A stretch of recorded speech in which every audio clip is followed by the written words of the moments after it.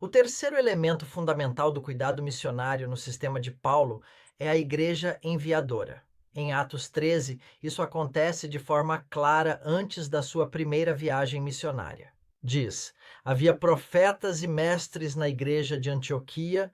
Enquanto adoravam o Senhor e jejuavam, o Espírito Santo disse: separem para mim Barnabé e Saulo, que é também conhecido como Paulo, para a importante obra a que os chamei. Então, depois de um período de jejum e oração, impuseram-lhes as mãos e os enviaram. Aqui no versículo 2, o Espírito Santo diz claramente: separem para mim Barnabé e Saulo para a obra a que os chamei. Isso se refere a Paulo e Barnabé sendo chamados e comissionados para sua primeira viagem missionária. Um chamado e um comissionamento muito, muito bonito. Eu realmente amo isso. Aqui há outro nível de confirmação e afirmação, pelo Espírito Santo e por pessoas. Neste caso, a igreja em Antioquia. Antes de partirem para a primeira viagem missionária, os crentes jejuaram, oraram e os comissionaram. Isso mostra que seu trabalho missionário não era um projeto independente, de uma ou duas pessoas sozinhas, mas um esforço comunitário com o apoio e respaldo da igreja local ou da igreja que os enviou. Como diz o texto, eles os enviaram. A palavra missionário significa ser enviado, enviado por Deus, por uma comunidade de crentes, pela igreja, e vemos isso pelo Espírito Santo e pela igreja. Ao resumir esses devocionais, o que temos até agora? Temos a história pessoal de transformação e chamado. Temos prestação de contas com humildade no segundo devocional. E agora temos uma igreja enviada em Antioquia. Tudo isso antes da primeira viagem.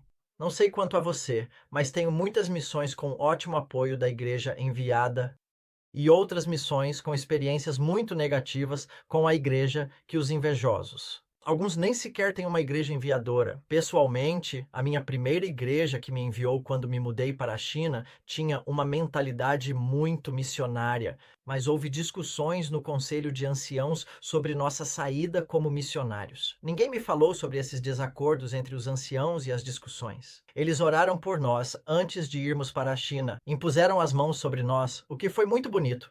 Tinha muitos amigos na igreja, mas enquanto eu estava na China, dois pastores entraram em conflito e a igreja se dividiu. Quando voltei à igreja, por sinal, a igreja onde me converti foi muito especial para mim, então voltei e tive uma reunião com o restante do conselho de anciãos e descobri que eu nunca fui enviado pela minha igreja, mas sim abençoado.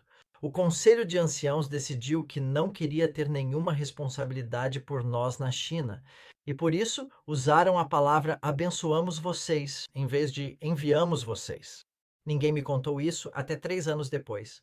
Hoje eu consigo rir muito, muito disso, mas doeu muito.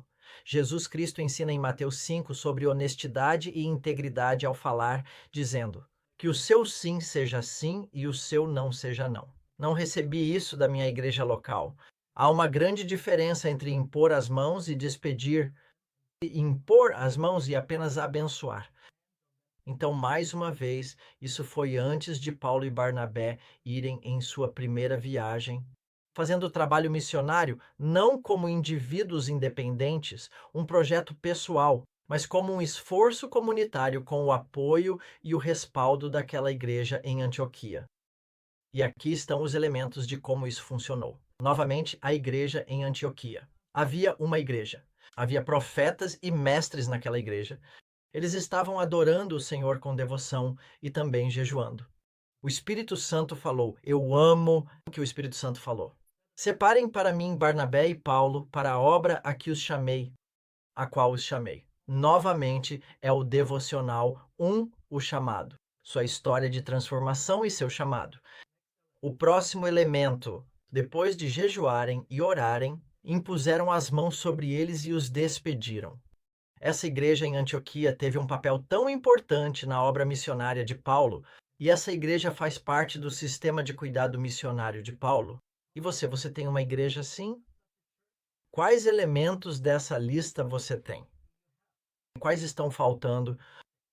Qual deles fala mais forte ao seu coração de forma positiva ou dolorosa? Escreva, anote seus pensamentos profundos e faça uma oração sincera a Jesus sobre tudo isso.